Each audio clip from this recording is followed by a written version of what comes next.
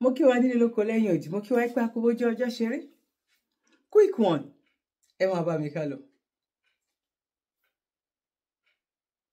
Mo rò pé gbogbo wa láti gbọ́ nǹkan tó wà nínú dìbéètì yìí. Ìjà kọ́. Ẹ wo fídíò kan, nǹkan tí bàbá wa yìí tó sọ nínú fídíò yìí.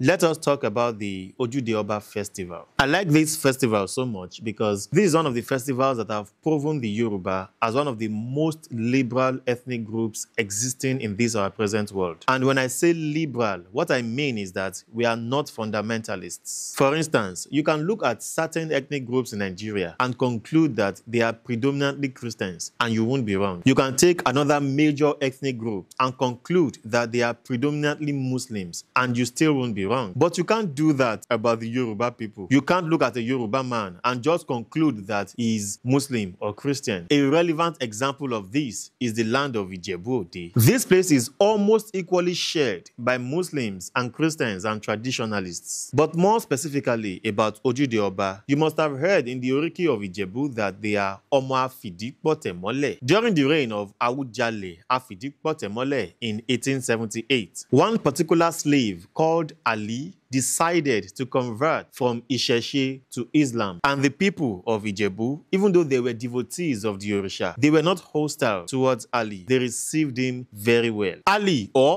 was not the only traditionalist at this time who converted to Islam. Many Orisha people who wanted to convert preferred Islam to Christianity because Islam allowed them to remain polygamous. Unlike in Christianity, where they would have to divorce all their wives till it's remaining only one. So many rich and affluent Ijebu chiefs who wanted to convert chose Islam, and this attracted a lot of other people to Islam. One of those prominent chiefs was Balogun Kuku. The Awujale did not victimize them in any way. He embraced his converted people and even showed respect for their new religious choice. This was strange to the Ijebu converts at the time, who were used to hearing stories of their fellow Muslim converts in other parts of Nigeria who were being victimized, who were being persecuted. So they expected the same hostility in Ijebu land. Imagine therefore how joyful they felt when they realized that their choice to convert to a foreign religion did not turn them to the enemies of their own people. They felt so grateful and decided to show this gratitude to the king, the Awujale. They very well knew that the Awujale could have chosen to victimize them and nothing would have been done about it. Now, how did Ojude Oba now begin? Before that, there was a festival done annually to honor the Orisha. This festival was called the Odenla Festival. Now, these Muslim converts, when it was time for the Ileya festival,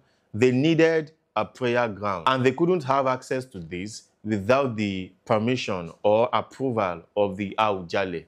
So they went to the Awujale and pleaded that he gave them a place where they can be using as their own prayer ground. And the Awujale did as they requested. This made them very, very glad. They decided that on every third day following the Ileya Eid Kabir festival, they would gather themselves in front of the palace of the Awujale and thank the Oriade for allowing them to practice their religion of choice. This is the festival that we now call Ojude Oba today. Ojude Oba, the festival that we perform at the front yard of the king's court. During this festival, the different families in Ijebu land seize the opportunity to showcase the rich culture of the Yoruba people in honor of the Awujale. But why did I call it a festival that has proven the Yoruba as a liberal people? It is because what we have today as Ojude Oba is actually a fusion of Islam and the religion of the Orisha. Yes, it was started by Yoruba Muslim converts, but these people couldn't really forsake their ways in entirety, so they merged it. The only Muslim thing about it is that it was started by Muslims, but there is nothing obviously Muslim about the festival today. The whole thing as we have it today is purely Ibile, purely Asha, and purely the Yoruba culture. Ojude Oba embraces Muslims,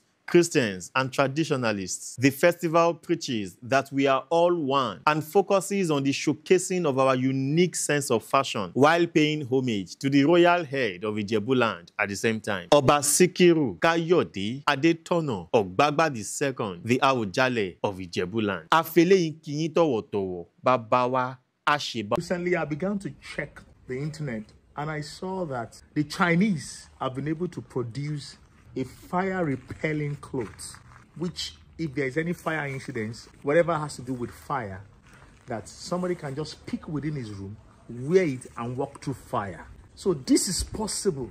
Then something struck my mind. I remember in Ogbomoso there is a masquerade called Dana Fojura. Dana Fojura is a masquerade that there's no amount of fire that can burn Dana Fojura. When Dana Fojura comes out, it begins to shout, "I'm feeling cold, Otutu." And the next thing the people around Dana Fojura will do is to put up a fire, and every fire make Dana Fojura to go within it and began to hibernate inside the fire.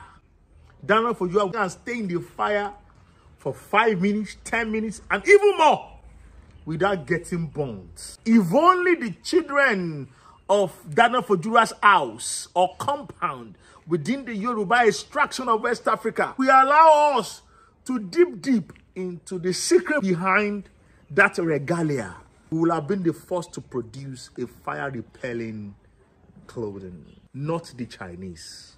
But unfortunately, whatever is ours, we call it bad, we call it black, we call it voodoo, we call it juju. It's simply Yoruba science. So many of such that can become an enterprise, yet we have spiritualized them like they are not science. They are science, and it is high time that I'll begin to delve into it and make it an enterprise. This is what Ori Africa is all about. Inspired by Aboru, aboye bó ṣiṣẹ́ fún gbogbo ọmọ Yorùbá pátápátá nílé lóko àti lẹ́yìn odi. Ẹ jọ̀ọ́, ẹ jẹ́ ká jọ wo fídíò àfáwà yìí. Bí tí mo ti wá jìnnà o. Ó jìnnà o, mo dalélẹ̀, mo dọ̀mọ́lẹ̀.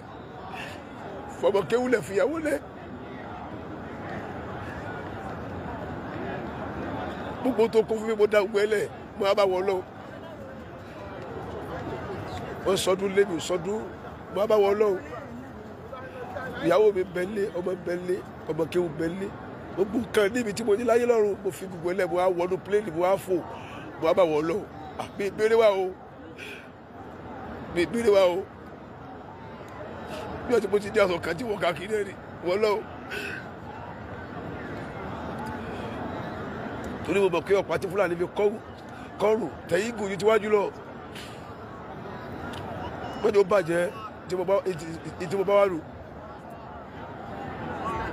Wọ́n ní ó bàjẹ́ wọ Ọlọ́run. O kó lé Ọlọ́run lọ́wọ́. O kó lé Ọlọ́run lọ́wọ́. Ìjọba ti kó lé Ọlọ́run lọ́wọ́ kì í bàjẹ́. Alam yaj'al kaydahum fi tadlil fa arsala alayhim tayran ababila. ترميهم بإجارة من سجيل وجعله كعصف مأكول تبت يدا أبي لهب وتب ما أغنى عنه ماله وما كسب سيصلى نارا ذات لهب وامرأته حمالة الحطب في جيدها حبل من مسد أمها وبيها يجوى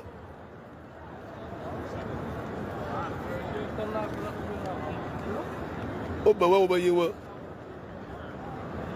Ibi o bẹ ni kankan o, àmọ́ wọn lọ bẹ gbogbo wọn. Àwọn tó ń ṣẹ́jú pé kò sí kankan tí kan sì bẹ̀lẹ̀ bí wọn, ó bọ̀ wọ́n yẹ́jú wọn. Ibi náà ló ti sọ bá rẹ̀ wọ́n bẹ̀ pé tabbat yada Abi Lahabi. Inú mi Abu Lahabi náà gbé. Abu Lahabi, àbúrò àbá Nàbí.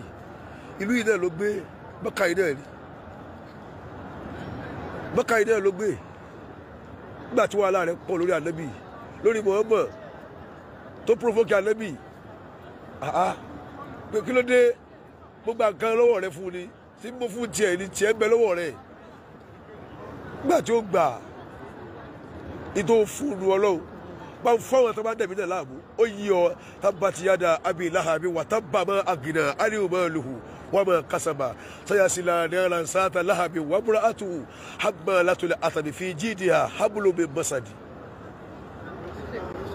Wọ́n la gbogbo ẹ tí tọ́fà Káàbà yìí wọ́n la gbogbo ẹ tí lọ tí bọ̀ yìí wọ́n láwọn tí wọ́n lọ lónìí tí wọ́n ní débi mọ́ láyé wọ́n láwọn tí wọ́n tún wá láìmọye gbà Ọlọ́run wọ́n láwọn ó ti jí ọ ó ti dàṣẹ Ọlọ́run innama amruhu iza arada shay'an an yaqula lahu kun fayakun. Ẹ káàbọ̀ padà. Gbogbo wa la gbọ́ nǹkan tí àáfàá yìí sọ. àfáà yìí ní òun fi ilé àti ọ̀nà òun lẹ̀, òun wá sí ilé Ọlọ́run, wá sọ́dọ̀ Ọlọ́run, wá bá Ọlọ́run níbí. Ẹ má gbàgbé, àádẹ́mà máa tẹnumọ́, Allah kò kí ń ṣe Ọlọ́run, torí pé ibi gbogbo ni Ọlọ́run wà, gbogbo wa pátápátá ni Ọlọ́run nífẹ̀ẹ́. Allah olúwa ilé Kaaba ni.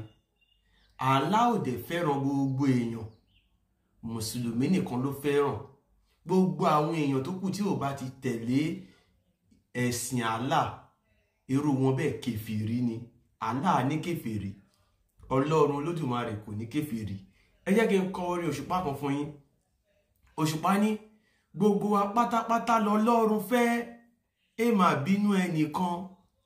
Dédé gbogbo wa máa lọ́lọ́run fẹ́ o, ẹ má bínú ẹnìkan. Ọlọ́run ò kí ń ṣàlà, torí Allah kò fẹ́ràn gbogbo èèyàn, mùsùlùmí nìkan ló fẹ́ràn. Tó o bá ti mọ eléyìí, wàá mọ̀ pé Allah yóò kí ń ṣe Ọlọ́run. Wàá wá lọ máa wá ìdí ta ni Allah gan-an. Bẹ̀yẹn kọ́ ni mò ń lọ. Àáfàá wa sì lọ bá Allah níbi tí Allah wà. Ẹ rí bí gbogbo wọn ro kiri ká lé yẹn. Wọ́n sọ pé làbáyíká làwùmọ̀ làbáyí, kí ni ìtumọ̀? Ìjọ tó bá ti mọ̀ túmọ̀ àwọn nǹkan yìí lédè Yorùbá ló máa mọ̀ pé rọ́ lásán ni.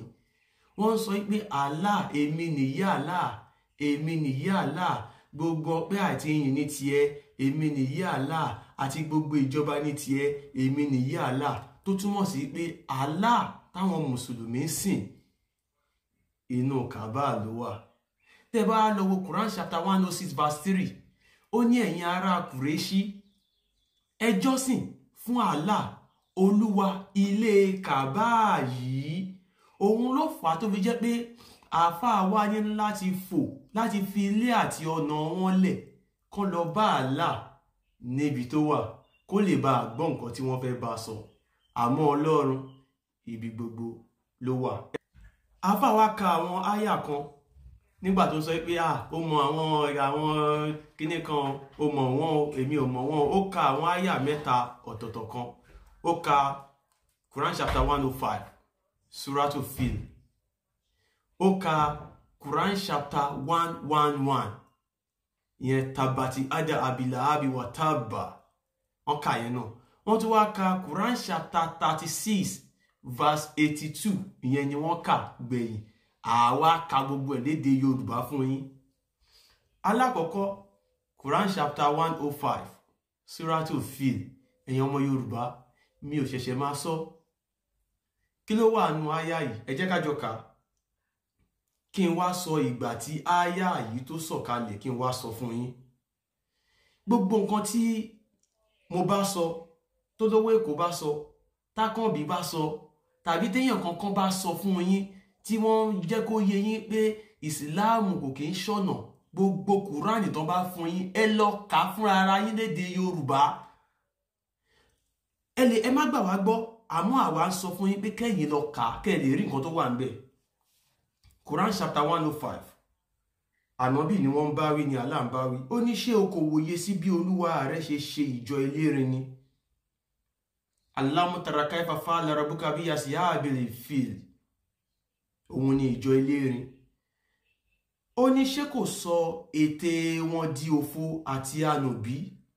Ni Allah ní àfáà yìí fi ń sọ pé ó mọ àwọn tí wọ́n fẹ́ ṣe kíní kan fún wọn, ìwọ kó sọ ète wọn dòfo, màá wá gbé yín débẹ̀ ẹ̀yẹ kàkà tán.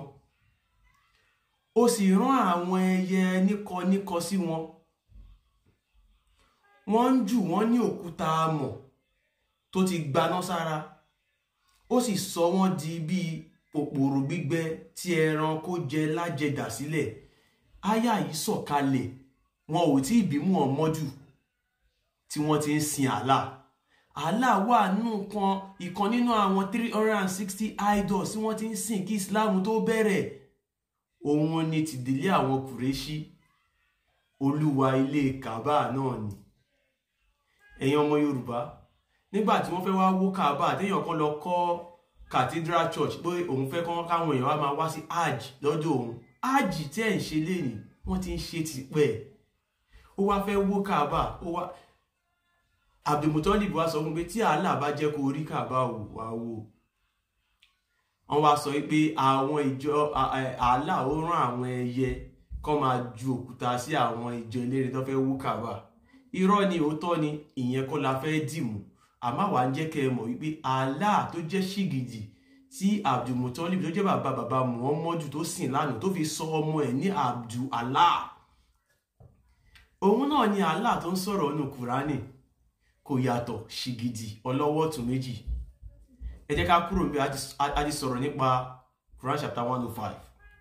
Ẹ má gbàgbé, ó sọ̀kalẹ̀ nígbà tí Islam ò ti bẹ̀rẹ̀, tó túmọ̀ sí pé ṣìgìdì yìí òun náà ni Muhammadu enforce láwọn èèyàn lórí.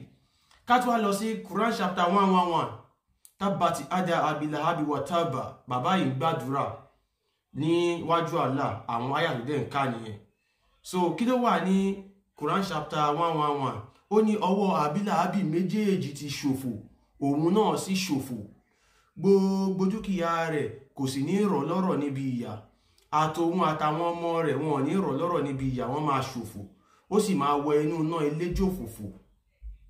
Àti ìyàwó rẹ̀ aláàrú igi ìṣẹ́pẹ́ máa wọná. Igba ọ̀pẹ pọ̀mọ̀rọ̀ máa wà ní ọrùn rẹ̀. Kí ló kan Allah àti àwọn ìyàwó àti ọmọ Abilahabi? Èmi sọ fún yín pé Allah ò kì í ṣe Ọlọ́run. Ǹjẹ́ Ọlọ́run lè dá àyàn? Òun ló dá wa. Ó tún wá ń gbé àwọn èèyàn yẹn ṣépè pé ọwọ́ ẹ ó ti ṣòfò, gbogbo dúkìá ẹ ó ti ṣòfò. Ẹ̀yin ọmọ Yorùbá ẹ gbé sí làákàyè, irọ́ lásán ni. Allah ò kì í ṣe Ọlọ́run. Nǹkan tí àáfà wa fi ń gbàdúrà lélẹ́yìí o. Allah ń gbé ẹni tó dá, ó ń gbé ṣépè. Ẹ ká lọ sí ibi tí wọ́n kà gbẹ̀yìn. Ìyẹn ni Quran chapter 36. Ẹ máa rí nínú Yasin verse 82. Gbogbo ohun tí wọ́n bá ti kà, ẹ̀yin kẹ́ ẹ tó ṣe àmì, ẹ lọ máa wo ìtumọ̀ rẹ̀. Àwa ti sọ fún yín pé Quran kò sí àdúrà kankan bẹ́ẹ̀, irọ́ lásán ni. Innama amuru isa arada shay'an an yakuna lahu kun fayakun. Tí àáfà wa sọ, kí ni ìtumọ̀ ẹ̀? Ìtumọ̀ ẹ̀ ni pé àṣẹ rẹ̀ nígbà tí o bá ń gbèrò kinní kan ni pé o máa sọ fún pé jẹ́ bẹ́ẹ̀, ó sì máa jẹ́ bẹ́ẹ̀. Nígbà tí Allah mọ̀ pé òun ní jẹ́ bẹ́ẹ̀, ó sì máa jẹ́ bẹ́ẹ̀. Kí ló dé tí ò sọ fún Abilahabi pé ó yá jẹ́ bẹ́ẹ̀, ó yá kú kó dẹ̀ kú? Kí ló dé tí Allah ò sọ fún àwọn tí wọn ò ṣe Islam yẹn pé ó yá ẹ máa ṣe Islam? Àmọ́ Allah fúnra rẹ̀ ló ṣe bẹ́ẹ̀ ni kò jẹ́ kán ṣe Islam. Ó tún wá ń pa àwọn mùsùlùmí láṣẹ pé kán lọ máa bá wọn jà. Ìjọ tí ẹ bá ti lè rorí fún ara yín pé Allah yìí sọ pé òun dá wa, òun lòun dá oríṣiríṣi ẹ̀sìn. Ó ṣe tún wá ń sọ pé kí ẹ̀yin mùsùlùmí sì lọ máa gbógun tì wọ́n. Ó kìí sọ pé ìgbà ogun ni.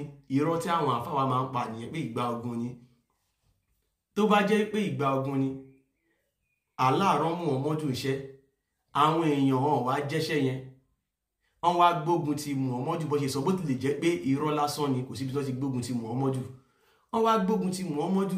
Kí ló yẹ tí Allah ò sọ pé kún fáyàkùn jẹ́ bẹ́ẹ̀ kó sì jẹ́ bẹ́ẹ̀? Kí ló yẹ tá Allah sọ pé ó yá gbogbo ẹ̀yin tẹ́ ń gbógun ti ànábì, ó yẹ kú? Ó ṣe wá tún wá ń sọ fún pé ìwọ Muhammadu ìdá rẹ̀, ó yá máa bẹ́ wọn lórí, máa bẹ́ wọn lọ́rùn, máa gé ọmọ ìka wọn. Gbogbo àwọn tó bá gbógun ti èmi Allah, ẹ pa wọ́n ní ìpàsípayọ, ẹ gé ọwọ́ wọn, ẹ gé ẹsẹ̀ wọn. Ẹni tó bá jalè, ẹ gé ọwọ́ ẹ̀. Ẹ̀yin ọmọ Yorùbá, irọ́ lásán ni. Èmi ń mú dá yín lójú, mò ń sọ tìgboyà, mò ń jẹ́ kó yé yín wípé Kùránì yìí irọ́ lásán ni. Wọ́n wá fi kó wa lẹ́rú ni, wọ́n wá fi báyé wa jẹ́ ni. Wọ́n ò fẹ́ ká lè ronú, wọ́n fẹ́ gba ilẹ̀ Yorùbá ni. Wọ́n ti gba Egypt, wọ́n gba Morocco, wọ́n gba Tunisia. Wọ́n fẹ́ pa gbogbo àwa dúdú tán, wọ́n fẹ́ ká kọjú ìjà síra wa. Ẹ̀sìn tó sọ wípé tí ìyá ẹ̀ àti bàbá ẹ̀ ò bá ti ṣe, kí ìwọ ọmọ má tọ́jú ẹ̀. Ó wà nínú Quran. Ṣọlọ́run lè sọ bẹ́ẹ̀? Ọlọ́run ò lè sọ bẹ́ẹ̀. Ẹ̀sìn tó ní kó má bá òbí ẹ̀ ṣe, kó má bá mọ̀lẹ́bí ẹ, kó má kórìíra àwọn tó súnmọ́ ẹ tí wọn ò bá ti ṣe ẹ̀sìn Islam.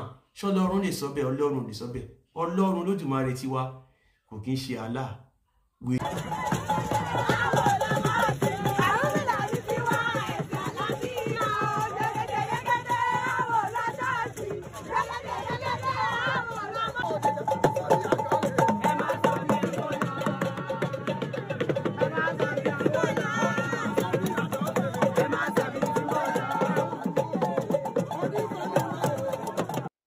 kẹ́ wá jẹ́ ká pàdé nínú comment section. Kẹ́ wá wo nǹkan ẹni tó ní bẹ̀rù ìjọmọ ènìyàn là ń sọ yìí o. Pẹ̀lú nǹkan tí bàbá yẹn sọ. Wípé tí ọmọ Yorùbá ká gbé kó ní kálukú submit nǹkan tó ní. Kán wá máa gbé ní arúgẹ. Aláàní padà sẹ́yìn sẹ́ iwájú níṣẹ́. Pẹ̀lú àwọn oríṣiríṣi èyí tó ń lọ lọ́wọ́. Ṣebí brother wa tó ń ṣe science ní Yorùbá irú ẹ̀ 10 tó bá wà nílẹ̀ Yorùbá. Àwọn náà tún máa kọ́ àwọn ọmọ tó máa graduate. Táwọn náà máa lè máa ṣerú ẹ̀ láti fi Yorùbá máa kọ́ science tó jẹ́ wípé òun tó bá kó èèyàn 10 sílẹ̀ èèyàn 2 ò fẹ́ ṣe science torí pé òun ló lè jù ká wá rí àwọn èèyàn tó jẹ́ wípé ó ń sọ lẹ́nu báyìí bí ìgbà tó jẹ́ pé wọ́n kàn fi búrẹ́dì kan bọ́tà tó kàn gbé sẹ́nu. Bí mo bá sọ fún yín pé náà ń jó lórí omi ẹni lọ kúrú ẹ̀ wá ọ̀rọ̀ Yorùbá tó wá sí mi lọ́kàn ní nígbà táwọn èèyàn fi fọ́nrán yìí sọwọ́ sí mi tí wọ́n sì ń béèrè pé ṣé volcano abẹ́ omi underwater volcano ló ń ṣẹlẹ̀ nínú fọ́nrán yìí ni mo wá ní pé kí n sáré dáhùn ẹ̀ ṣùgbọ́n kó tó di pé màá dáhùn ìbéèrè yìí mo fẹ́ pè wá sákèésí nǹkan kan ọ̀pọ̀ àwọn èèyàn ni wọ́n máa ń sọ pé a béèrè nǹkan lọ́wọ́ yín tí ẹ tètè dá wa lóhùn a fẹ́ kẹ́ bá wa ṣàlàyé léyìí tí ṣàlàyé ẹ̀ àwọn àríwísí wọ̀nyẹn kì í fi bẹ́ẹ̀ múnú bí mi torí pé mo mọ̀ ní pé wọn ò mọ̀ pé kì í ṣe fọ́nrán tí mò ń gbé jáde nìkan ni iṣẹ́ tí mò ń ṣe ọ̀pọ̀ nínú wọn lè má mọ̀ pé olùkọ́ ni mí ní fásitì kan tó wà níbí ní California wọn lè má mọ̀ pé bí mo ṣe ń gbé fọ́nrán jáde yẹn ni mò ń kọ́ àwọn ọmọ lẹ́kọ̀ọ́ nínú yàrá àkàwé ni mò ń gbáradì fáwọn ẹ̀kọ́ tí mò ń kọ́ wọ̀nyí wọn lè má mọ̀ pé bí mo ṣe ń gbé fọ́nrán jáde náà ni mò ń ṣe iṣẹ́ ìwádìí láwọn abala bòmíì ẹ̀yin tẹ́ bá sì ti ń fọkàn bá mi bọ̀ dáadáa ẹ rí iṣẹ́ ìwádìí mi kan tí wọ́n tẹ̀ jáde láìpẹ́ yìí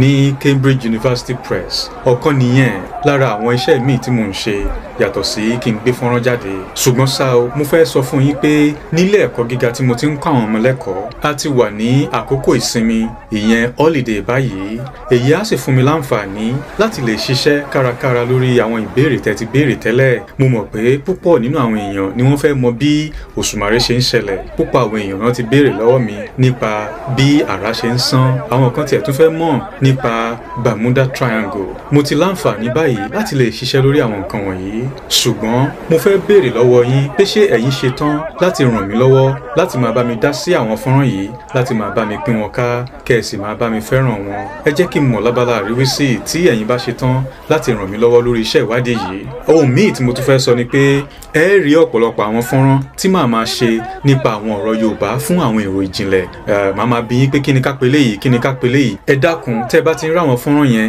ẹ máa bá mi dá sí wọn pápápá èyí á jẹ́ kí iṣẹ́ ìwádìí yìí kó lè tètè tẹ̀síwájú dáadáa nígbà tí a wà ní inú àkókò ìsinmi báyìí èyí yóò ràn mí lọ́wọ́ láti jẹ́ kí ìwé tí mò ń ṣiṣẹ́ lọ́wọ́ lórí ẹ̀ tètè jáde ẹ jẹ́ kí n mọ̀ lábala àríwísí tẹ́yin náà bá ṣe tán láti ràn mí lọ́wọ́ kí iṣẹ́ ìwádìí lè tètè tẹ̀síwájú ẹ ṣeun lọ́pọ̀lọpọ̀ ẹ wá jẹ́ kí n ṣàlàyé ohun tó ń ṣẹlẹ̀ nínú fọ́nrán yìí létí òkun Ìlàṣẹ ìyẹn Ìlàṣẹ Beach tó wà nípínlẹ̀ Èkó ni wọ́n ti ká fọ́nrán yìí lọ́dún 2020 ìdáhùn sí béèrè táwọn èèyàn béèrè ni pé rárá o kì í ṣe volcano abẹ́ òkun underwater volcano ló ń ṣẹlẹ̀ níbẹ̀ tó bá ṣe pé volcano abẹ́ òkun ni èéfín rẹ̀ tẹ̀ ń rí yẹn kò ní dúdú rakíraki bó ṣe dúdú yẹn funfun lèéfín volcano abẹ́ òkun máa ń jẹ́ àti pé ọ̀pọ̀lọpọ̀ irú volcano volcanic ash ni ó máa tú jáde bí volcano náà bá ṣe ń ṣẹlẹ̀ bẹ́ẹ̀ bá ti ń fọkàn bá mi bọ̀ látijọ́ yìí ẹ ó rántí pé volcano abẹ́ òkun ló yọrí sí púpọ̀ nínú àwọn erékùṣù ìyẹn àwọn island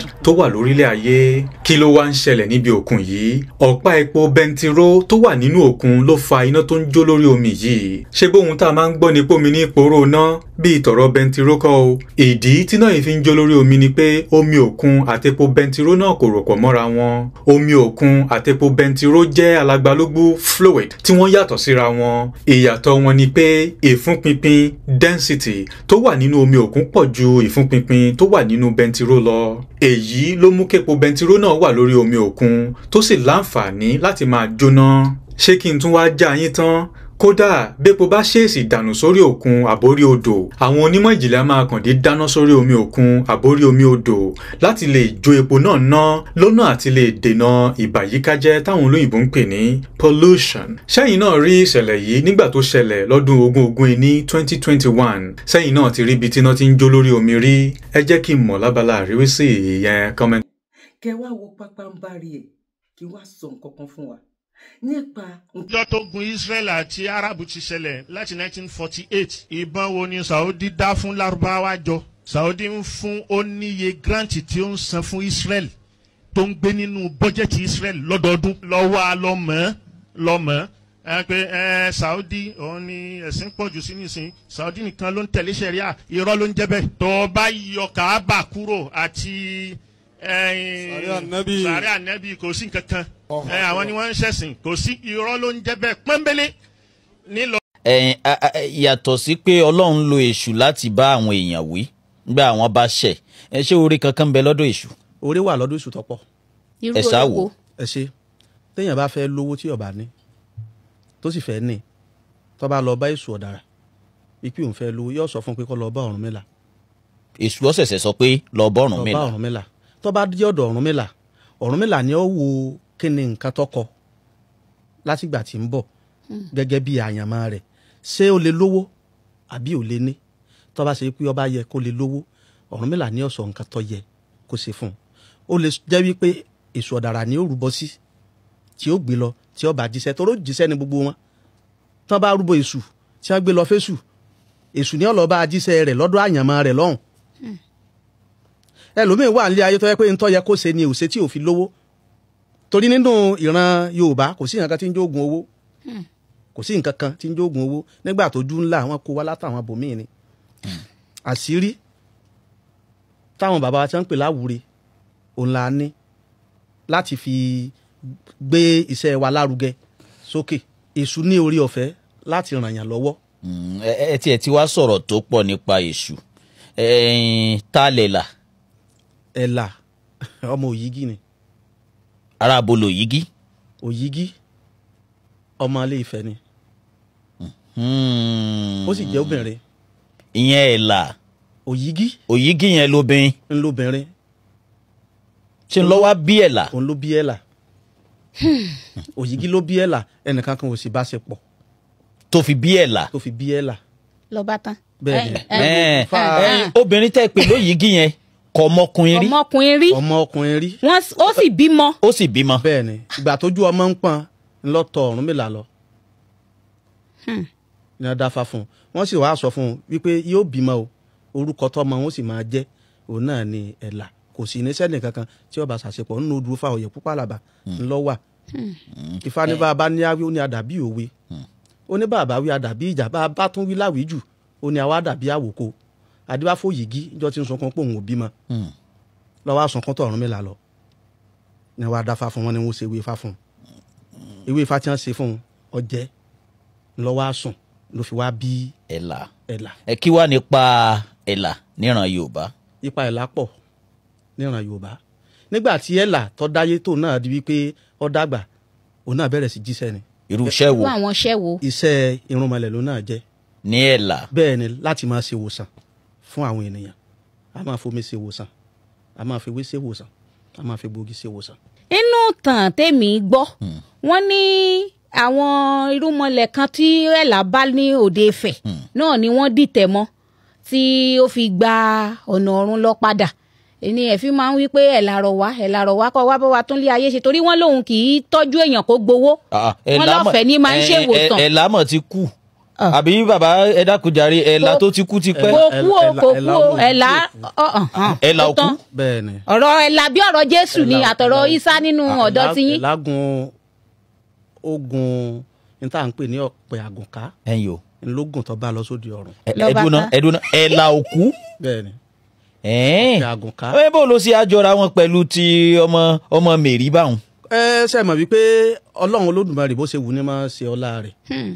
Ifá ni wọ́n bá dá Ògúndábọ̀ orógbè ilẹ̀, ó ní ọmọ awo afẹ́ jẹ, ó ní ọmọ awo afẹ́ mu, ọmọ awo afìdí ọ̀rìnrìn balẹ̀, adúbá fún Olódùmarè ọba so mọ́ra bàtà kárí ayé. Ìjẹ̀bú ọmọ èrè ni wà ó.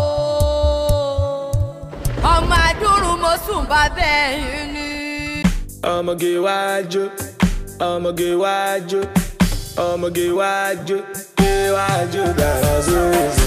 Ọmọge wájú, wájú dára sóòsì. Ọmọge wájú.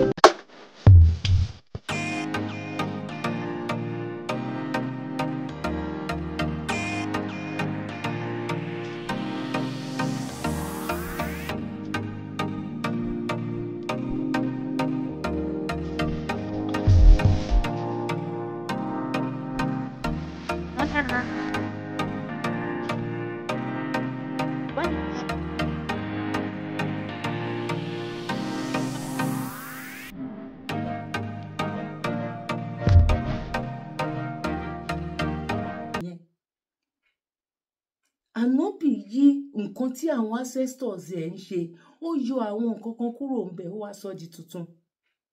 Bẹ́ẹ̀ náà ni ọ̀rọ̀ ojúde ọba yìí ń sìn. Ṣe rí wípé ọ̀rọ̀ ẹ̀sìn ò wọ́ mọ́. Ọ̀rọ̀ wípé à ń gbé àṣà àti ìṣe wa lárugẹ ni. Kán wá ṣe é sìn, kán wá fún gbogbo Ògùn state, kán fi orúkọ Ògùn state sọ.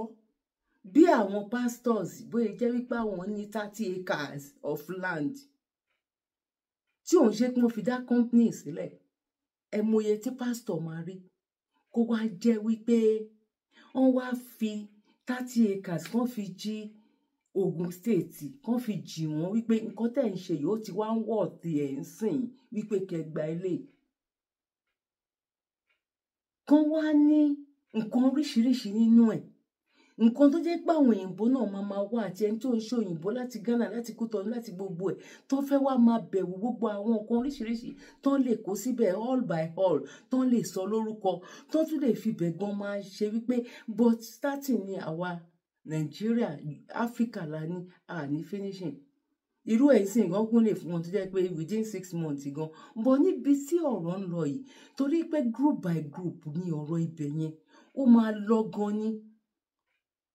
Nǹkan tí àwọn ìlú bòmíì tán fi ń generate owó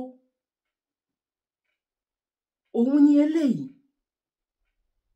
Ṣé rí sí pé kọ̀ọ̀kan wípé tí a bá wá fi dúdá àwọn oníjàgídíjàgan inú wọn ò lè dùn bó ṣe lè nǹkan mọ́ torí bó ṣe wà ń bẹ̀ yẹn tán pọ̀ bí ẹ̀mí ìyá aláròyìn láwọn jàgídíjàgan yẹn bìlífù wípé Ọlọ́run ò fẹ́ ṣe ló yẹ kán borí kán bora káwọn ọṣọ dúdú lọ síbẹ̀ ni kán dẹ̀ fa tẹ̀sùbá báyìí kán fa tẹ̀sùbá lọ́wọ́ ibi tán wà yẹn ṣe ló yẹ kán máa ṣe láìlá ìlàlá láìlá ìlàlá. Bọ̀tọ̀ Ọlọ́run kò ní gbà fún wọn torí pé àwọn ọ̀ràn wa ti kó sí wọn lọ́wọ́ tẹ́lẹ̀tẹ́lẹ̀ rí bọ̀ ojú ti wá ń là ń sìn bìkọ́ níbẹ̀ yẹn ń sọ oníṣẹ̀ṣe wà ń bẹ̀ mùsùlùmí wà ń bẹ̀ kírísítẹ̀nì wà ń bẹ̀ ẹni tí ò lẹ́sìn rárá wà ń bẹ̀ wọ́n dẹ̀ ṣe unity one unit one voice one wípé a fẹ́ gbé àṣà wa lárugẹ. Ṣé inú ẹ̀yin ò dùn? Ṣé ẹ fẹ́ máa rírú ẹ̀? Ṣé ẹ tún fẹ́ rí kí tọdún tó ń bọ̀ kó tún lárinrin ju eléyìí tá a wò yìí lọ? Ẹni tí inú ẹ̀ bá dùn sí àtẹni tí inú ẹ̀ ò dùn sí you have no choice tó rọ́rọ̀ Ògùn state là ń sọ yìí ọ̀rọ̀ lómi là ń sọ yìí yes ọ̀rọ̀ Ògùn state là ń sọ yìí either you like it or not when ẹ̀ choice ṣé o má darapọ̀ mọ́ ẹni when ẹ̀ choice ẹ máa darapọ̀ a máa jọ darapọ̀ tá a máa jọ ó yẹ kí state oníkálukú máa ṣe ni but I'm pretty sure bó ṣe lè nǹkan mọ ẹ wo èrò tó wà ńbẹ̀ nígbà tí àwọn kan lọ sí yídì nílọrin is it not last year tán ní ẹ wo bí èrò ṣe pọ̀ tó bẹ́ẹ̀ náà lélẹ́yìí náà ẹ wo bí èrò ṣe pọ̀ tó ṣá lè fi ìmúra àwọn eléyìí ṣá lè fi wé àwọn tó ń bùgá ní ìlọrin ṣé ìmúra tẹ́yìn mú yẹn ṣé ìmúra àwọn ancestors yín ni tàbí ìmúra àwọn ancestors ìlú ibìkan? Ṣé rí pé kudos fún àwa tá a ṣẹ̀ṣẹ̀ ń jí padà because láyé ìgbà kan rí àwa yìí náà a máa rí gẹ́gẹ́ bí pé nǹkan tó Ọlọ́run ò fẹ́ Ọlọ́run ò fẹ́ kéde kan ni but bèbí ti ṣẹ́jú àwọn èèyàn ti ń wake up left and right not only in Nigeria everywhere. Mo ní àwọn debate àwọn discussion kan mo ní wọn lọ́wọ́ tí mo fẹ́ fi ṣe program tẹ́yìn náà máa fi mọ̀ wípé nǹkan tá à ń ṣe wake up alert wake up awareness yìí wípé a ti sùn a ti hanrun yìí wípé ká jí níbi tá a sùn sí yìí wake up alert yẹ wípé kò ń ṣe Nàìjíríà nìkan bọ̀ mi ò nílò nínú eléyìí ẹ máa fojú sọ́nà mo kí wa lẹ́ẹ̀kan sí wípé a kú bójú ọjọ́ ṣe rí mo kẹ́yìn ìyá mo kẹ́yìn bàbá mo kí ẹ̀gbọ́n mo kí àbúrò èmi ọmọ yín olólùfẹ́ yín ayé ọpẹ́ yọṣú yọ lọ́dọ̀ sí yín náà ní agbára lọ́wọ́ Elédùà ayé ọpẹ́ á máa yọ fún wa lórí ọmọ lórí ìdáwọ́lé wa òun là ayé ọpẹ́ ló mọ̀ fi máa yọ mo kí gbogbo ẹ̀yin tí ẹ máa ń darapọ̀ tí fídíò mi bá ti jáde mo yẹ kí gbogbo ẹ̀yin tẹ máa ń bá wa láìkẹ́ mo kí ẹ̀yin tẹ máa ń rántí láti share mo dẹ̀ kí gbogbo ẹ̀yin tẹ máa ń kí mi náà pé mo kú ètò bẹ́ẹ̀ náà lèmi náà kí n papò bójú ọjọ́ ṣe rí Ọlọ́run ò ní ṣe ẹ̀yin náà lẹ́yìn nìkan mo dúpẹ́ wípé ẹ rí mi ẹ dẹ̀ gbà mí bẹ́ẹ̀ ẹ Ọlọ́run tó láyé tó lọ́run kò ní ṣe ẹ̀yin náà ní ẹ̀yin nìkan tẹ bá wo wájú tẹ bá wo ẹ̀yìn tẹ bá ní ìdèyàn kan igba ẹ̀dá òun ló máa jẹ yín gẹ́gẹ́ bí ó ṣe jẹ́ wípé kò sí bá ṣe lè rìn kò rí mami ó máa láwọn nǹkan kan náà tèmi náà ń sọ lórí program mi tẹ́lómi gan ò nífẹ̀ẹ́ sí pé tó sábì kí ló kún ẹ pẹ̀lú gbogbo eléyìí but still tó sì nífẹ̀ẹ́ láti máa padà láti bá wa máa wo fídíò wa mo mọ̀ lórí o God bless you one love bye for now. Kindly subscribe to YouTube channel and follow on Facebook page at Dr. Zabby's Talk Show.